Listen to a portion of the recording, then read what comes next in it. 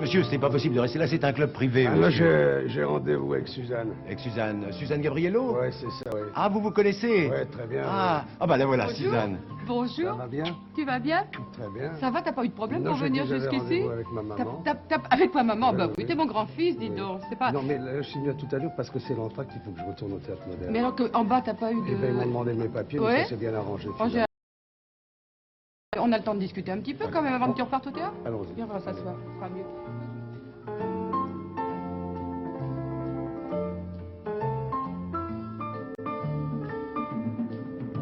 Vous y rencontrerez ce soir Jacques Rueff de l'Académie française, Roger Hanin, Lise Delamarre, Odette Laure, Ginette Leclerc, Jean-Laurent Cochet, Hélène Tournaire, Honoré Bostel, Georges Guettari, avec Claude Pasteur, Claude Bénière, Suzanne Gabriello, Gérard Marceau, André Aubert et Jacques Audouin.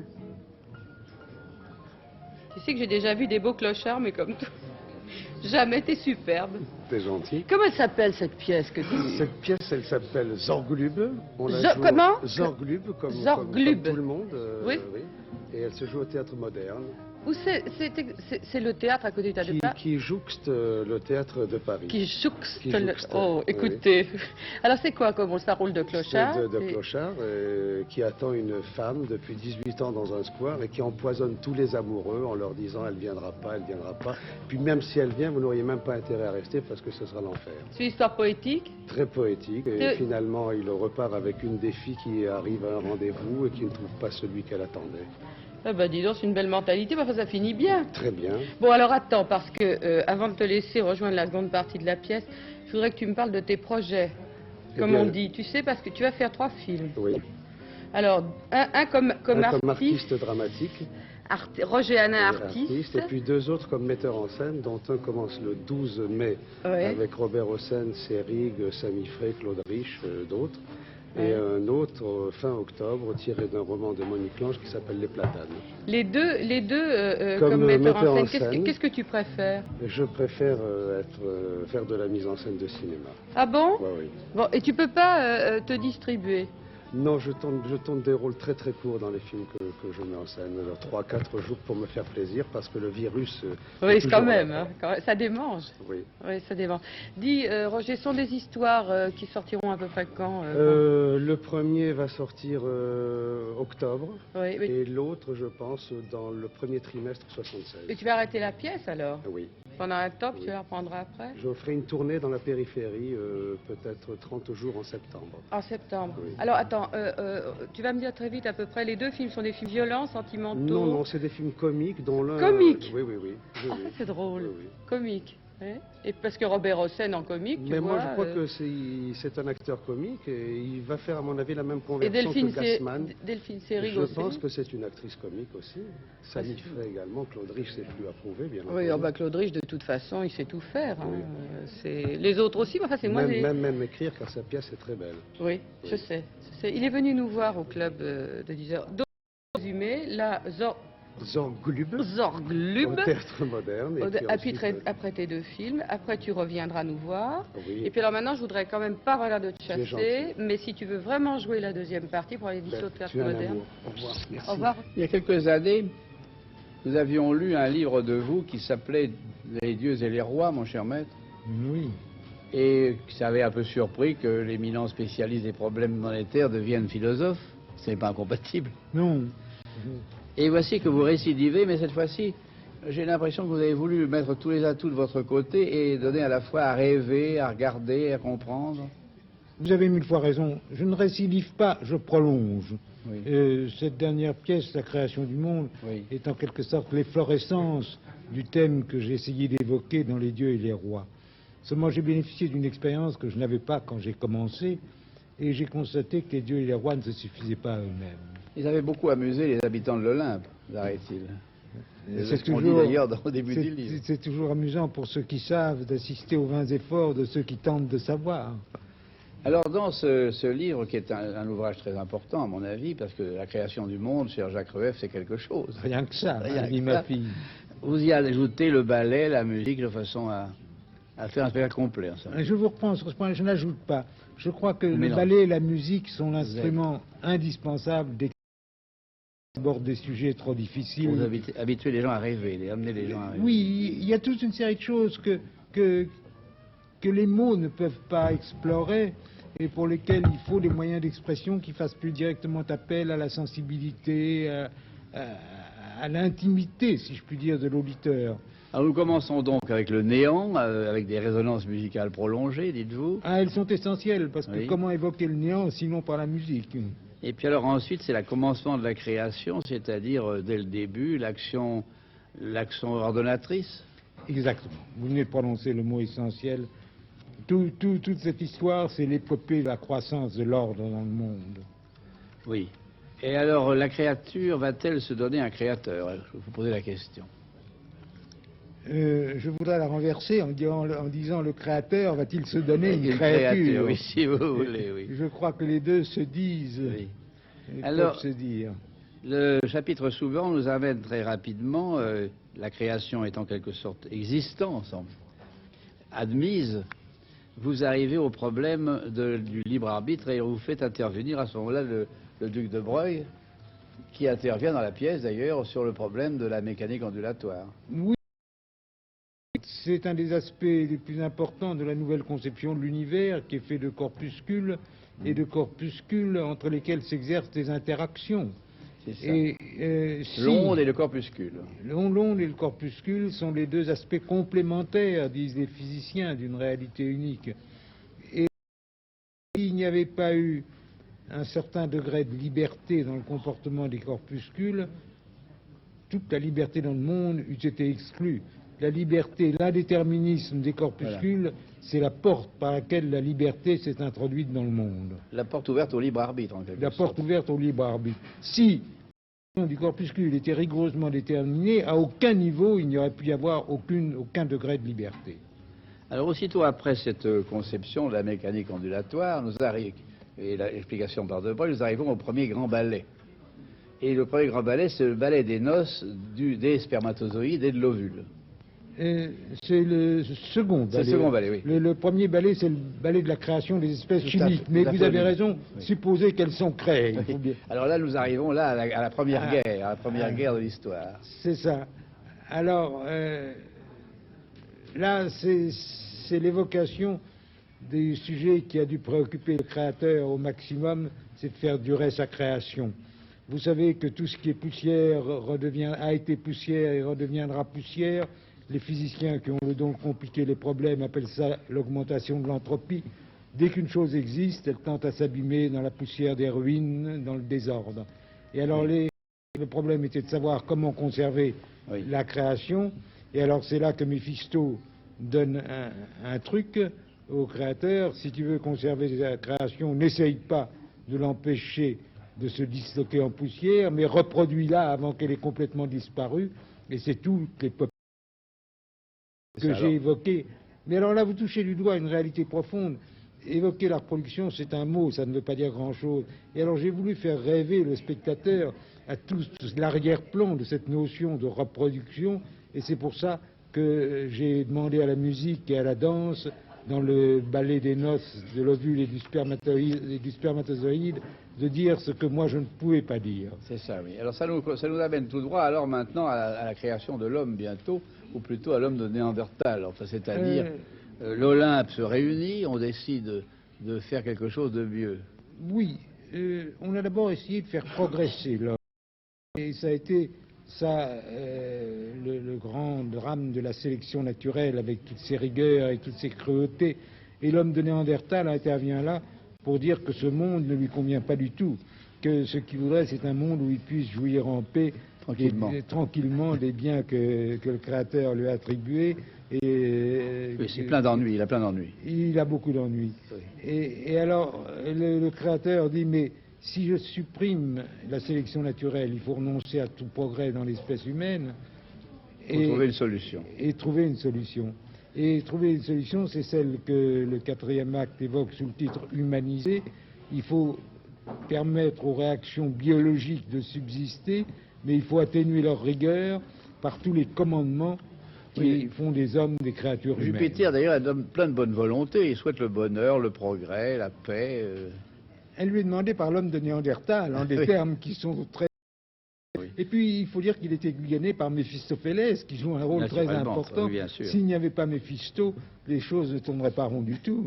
Il faut, oui, c'est le piment. C'est la mauvaise conscience qui empêche les dieux de dormir. Et là, nous arrivons à la dernière partie du livre, c'est-à-dire la sale blague de Prométhée qui est allé trouver le feu. Il a volé le feu. Oui. Il a volé le feu, et en le faisant, il a modifié tout à fait les conditions de la création, puisqu'il a donné aux hommes la puissance à laquelle antérieurement ils ne pouvaient pas prétendre. Il a permis aux hommes de réaliser tout ce qu'ils pouvaient concevoir.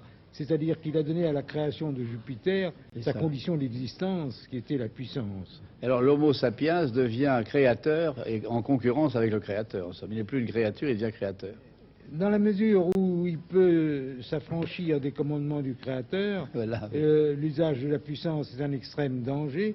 Et c'est ainsi que j'arrive à la conclusion du livre, dans laquelle je dis que quand l'homme se sera définitivement affranchi de la tutelle divine, le malheur, ce ne sera plus.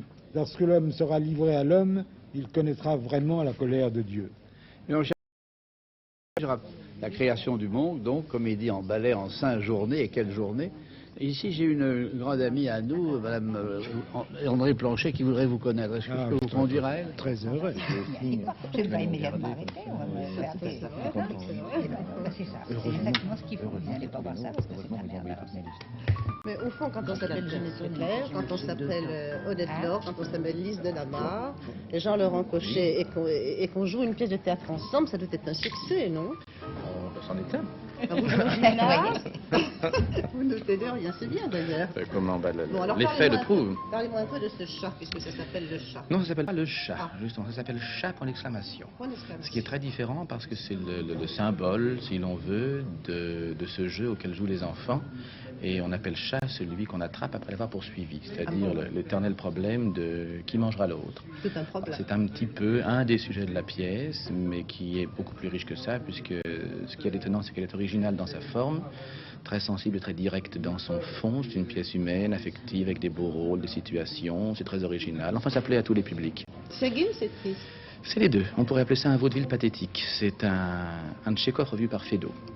C'est gai, puisque ce ne serait pas la peine d'avoir utilisé les comédiens que nous avons là.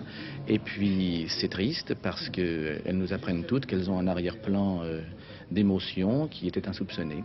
Dans cette pièce, il y a 3 femmes. Oh, il y en a plus. Il y en a plus. Parce que nous n'avons pas ici Madeleine Clairvanne, Madeleine Cheminat, et puis d'autres camarades. C'est une pièce de femmes. C'est avant tout une pièce de femmes, oui. L'homme est dévoré par toutes ces femmes. Qu'est-ce qu'ils font, les hommes, là-dedans? Ils mangent des saucisses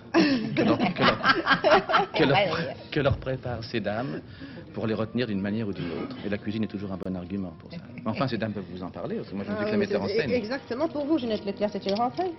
Ben, vous savez, on dit toujours ça, c'est une rentrée, c'est une sortie, c'est d'éternelle rentrée pour tout le monde. Tous les comédiens du monde, quand ils changent de théâtre, c'est une rentrée, forcément. Et un jour, il faudra en sortir, on ira rentrer ailleurs. Donc, je crois que...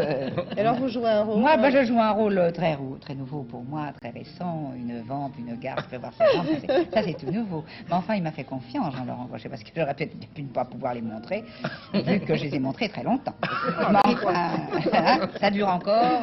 Vous pouvez vous montrer, Jeannette Leclerc? Pour l'instant, eh bien, tant mieux. Que ça Ce dure. rôle vous plaît? Ah oui, beaucoup, ça m'emballe. Et puis Jean-Laurent Cochet, c'est un meneur de femmes, si on peut dire, merveilleux.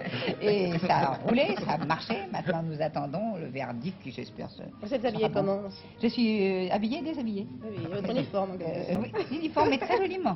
Très joliment. Et vous, Odette Laure? Quel rôle jouez-vous? Moi, quoi?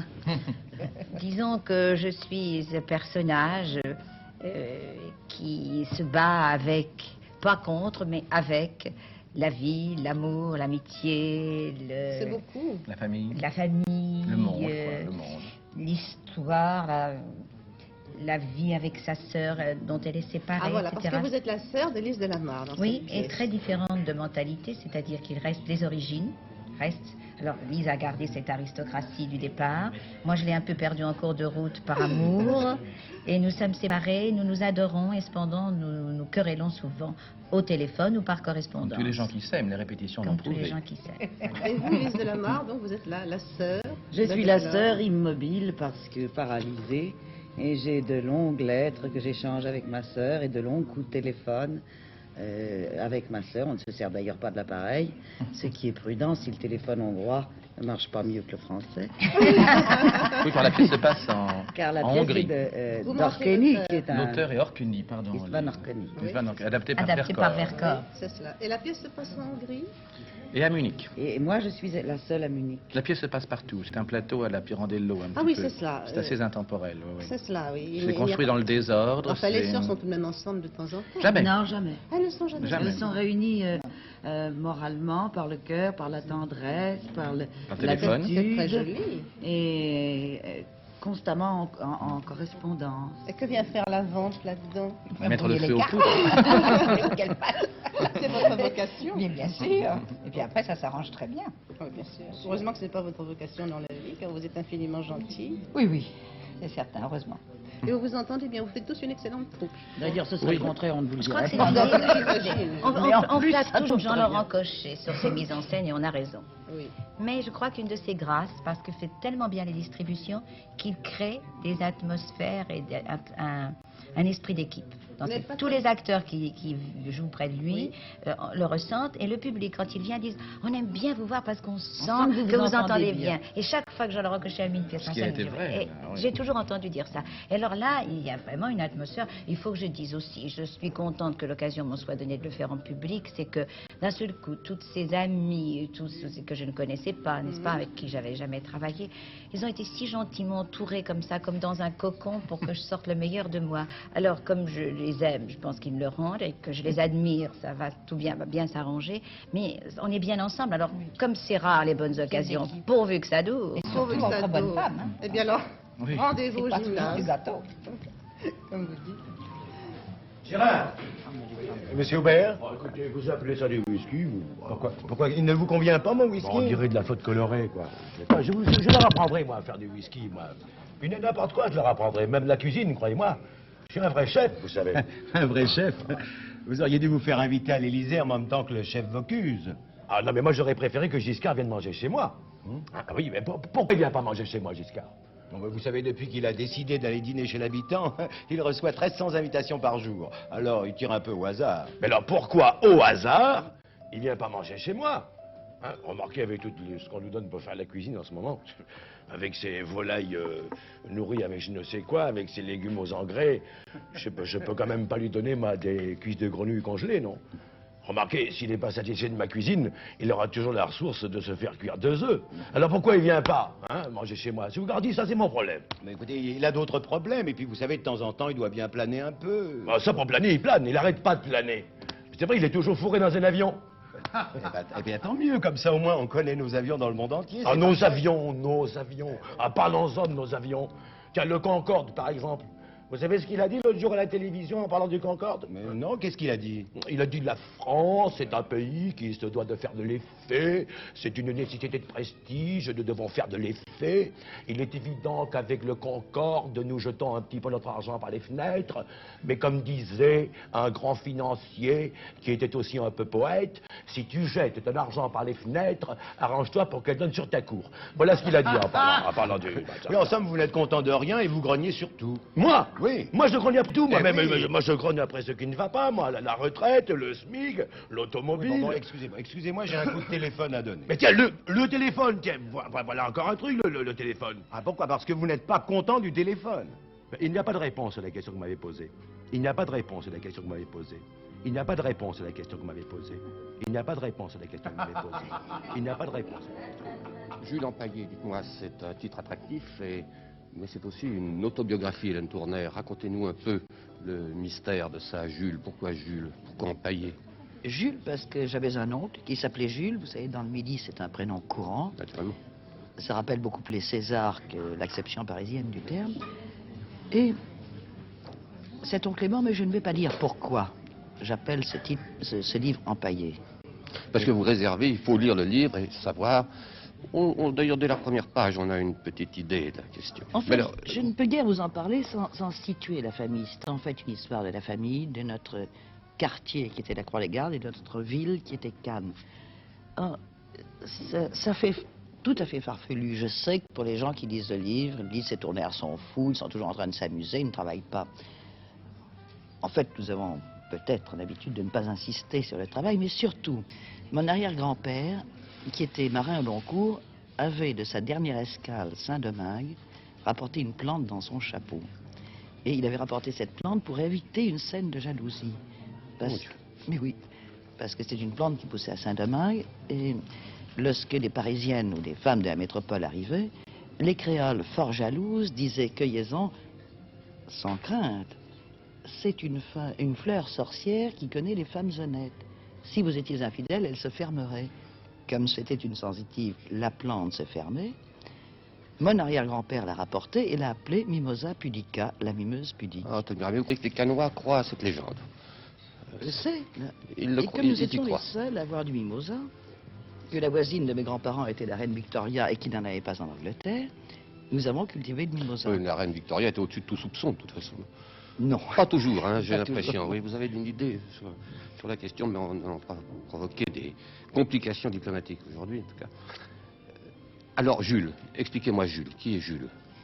Comment est-il Jules? Pourquoi Jules a-t-il cette importance dans votre vie?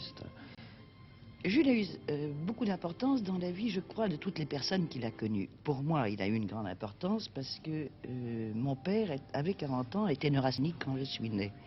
Et Jules, son frère, avait 20 ans de moins que lui. Ça a donc été l'oncle copain, l'oncle complice, l'oncle intime. C'est un personnage merveilleux. Vous savez, il y a des gens qui font dans la vie ce qu'ils ont envie de faire, qui ont le sens du bonheur et l'amour des autres. Et tout ce que touche Jules, tout ce que touchait Jules, vous voyez, je ne peux même pas en parler au passé, aucune des personnes qui l'ont connu, je crois, est devenue tout d'un coup agréable. On était soi-même avec lui.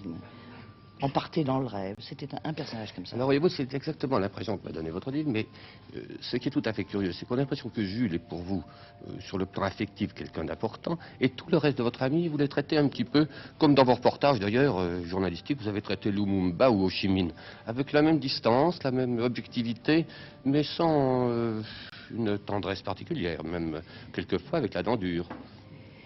Je n'aime pas m'attendrir. Et je crois à cette parole très importante que disait cet immortel auteur du sapeur Camembert qui s'appelait Christophe. Les gens graves ne sont jamais sérieux. Oui, c'est une formule souhaitable qu'il faut répéter. Mais en somme, après quoi? Vous allez continuer vos mémoires parce que c'est fait avec un tel charme, un tel humour que la suite nous l'exigeons. Voyez-vous, c'est un... Mais évidemment, il serait très important que vous continuiez à les traiter avec le même esprit d'observation plus que d'affectivité, parce qu'en somme, vous êtes des nôtres, c'est-à-dire, avant toute chose, une journaliste. Qu'est-ce que je vous dois, Gérard, là? Non, non, c'est rien, c'est offert par le club, monsieur Baudouin. C'est bien pratique. Oui, mais par contre... Pas d'assurance sociale. J'aimerais vous proposer un billet. Ah, qu'est-ce que c'est? C'est au profit d'une association pour la sauvegarde des chefs-d'œuvre en péril. Encore? Mais c'est une manie, ça n'arrête pas. Ah, écoutez, il ne se passe pas une semaine sans que notre générosité soit sollicitée. Alors un jour, il s'agit de reconstruire le château des Ducs du Frémieux de la Bouclée. Une autre fois, n'est-ce pas, il s'agit de sauver de la disparition un animal, l'ornithorynque à double injection directe. Ça n'arrête pas. Pauvre petite bête. Bah oui, peut-être. Alors moi, je vous pose une question, alors. Oui? Comment se fait-il que l'on n'ait encore rien tenté pour sauver de l'anéantissement une espèce qui se fait de plus en plus rare? Je veux parler du sein. Du sein? Ah oui, couvrez ce sein que je ne saurais voir par de pareils objets, non, les âmes sont blessées. Ça va, vous êtes reçu au concours du conservatoire. Non, je veux parler du sein S-A-I-N-T, l'Homo sanctus. Je veux parler de cet être charmant qui prenait son pied à laver celui des pauvres et puis qui se promenait dans des brasiers en tenant sa tête sous le bras et qui attendait ensuite pendant des siècles dans les couloirs de la congrégation des rites que les canons du Vatican voulussent bien le bombarder au milieu d'un calendrier qui grouillait déjà de martyrs en tout genre. Vous y êtes? Oh, j'y suis. Mais c'est vrai, vous avez raison, il se fait de plus en plus rare. Ah, il a disparu. Il existe bien encore quelques auréoles, mais enfin... Oui, dans les pressings qui en font des choux gras. Voilà, absolument. Non, il ne faut pas exagérer, il en reste quand même quelques-uns. Vous y tenez? Ah, j'y tiens, oui. Bon, alors Supposons qu'il existe encore sur la Terre un de ces êtres minces, purs et durs, n'est-ce pas, un de ces rescapés des barbecues de l'Inquisition ou des émissions de Guy Lux. Et supposons, n'est-ce pas, qu'on veuille en conserver l'espèce. Comment, à votre avis, faudrait-il s'y prendre? Je sais pas, moi, vous avez une idée sur la question? Moi, j'ai une idée. Oui. Vous savez ce que je ferais? Non. Je le lâcherai pendant quelques jours dans les rues de Paris. Ah oui, et que se passerait-il? Je vais vous le dire. Son regard de séraphin finirait fatalement par se poser sur la façade d'un cinéma pornographique. Il y verrait s'étaler un de ces titres finement allusifs comme 4 dans une baignoire ou Banane à répétition en 2 épisodes. Premier épisode, une pour papa, une pour maman. Deuxième épisode, une à l'endroit, une à l'envers. Oui, et Ouais. alors? Et alors? Eh bien, et alors?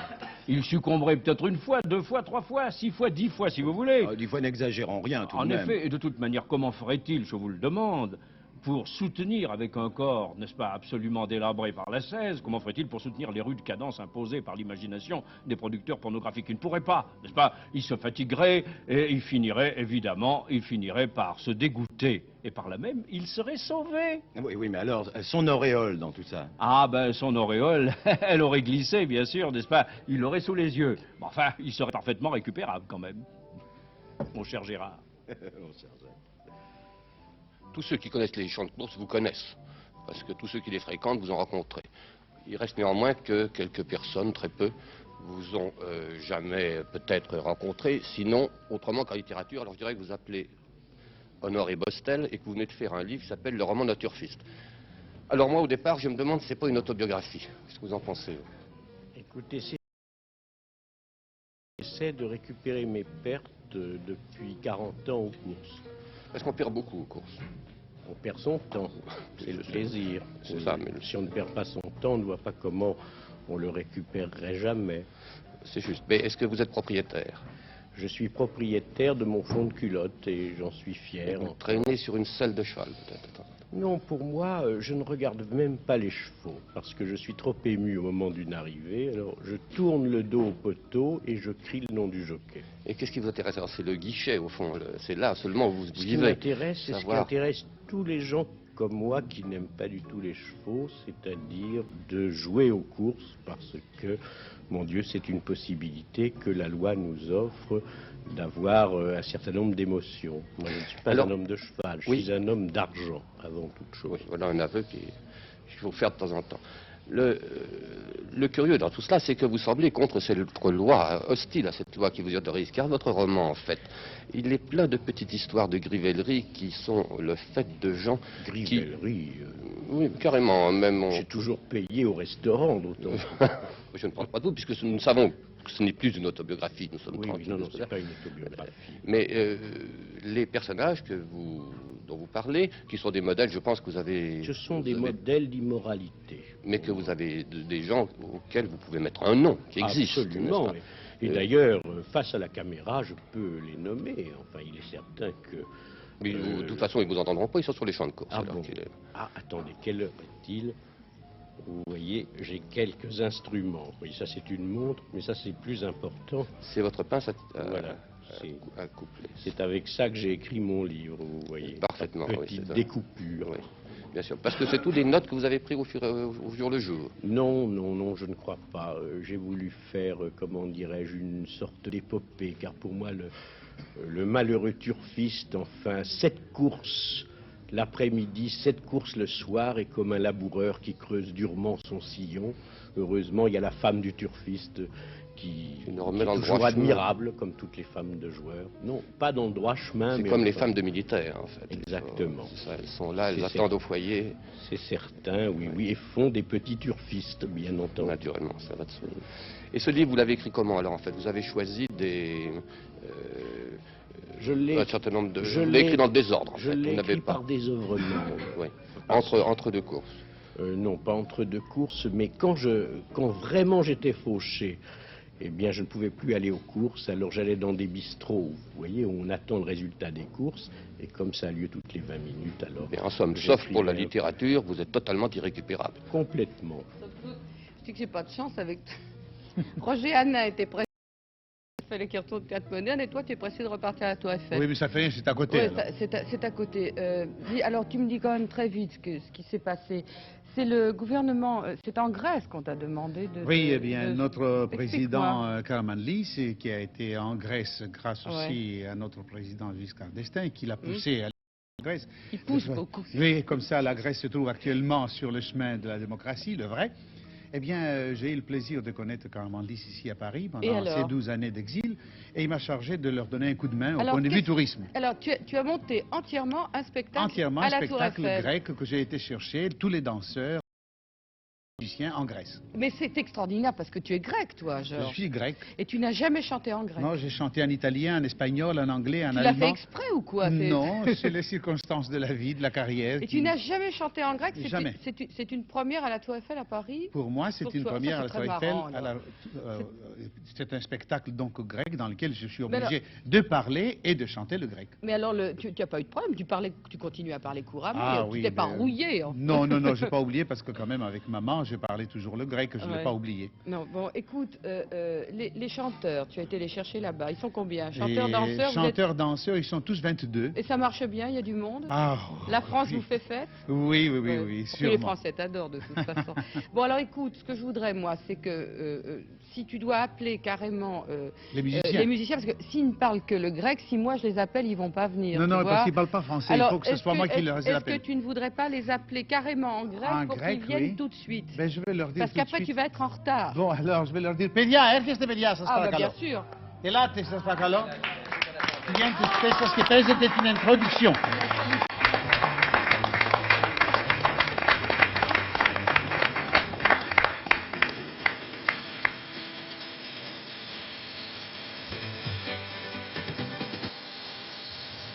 Είκοσι χρόνων και κλαις για μια αγάπη σου παγμένη.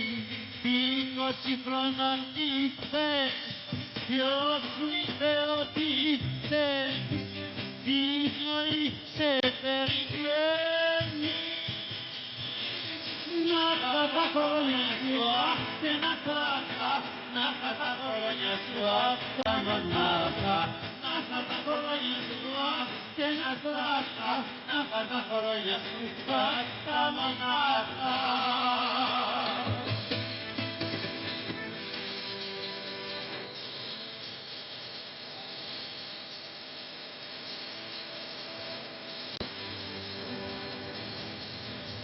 Τα μούρα σου τα μαλλιά, άσε με να τα χτενίσω, κι αν σου πήραν την καρδιά, θα κοιμήσω μια βράδια, να σου την φέρω πίσω. Να τα χρόνια σου και να τα χρόνια σου τα μονάχα, να τα χρόνια σου να τα χρόνια σου τα μονάχα.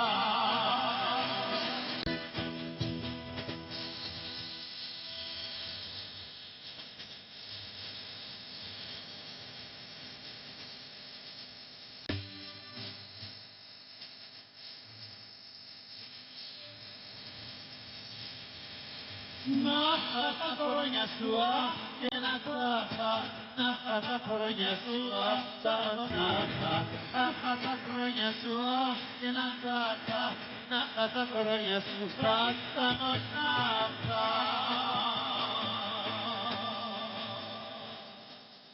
Αμήν.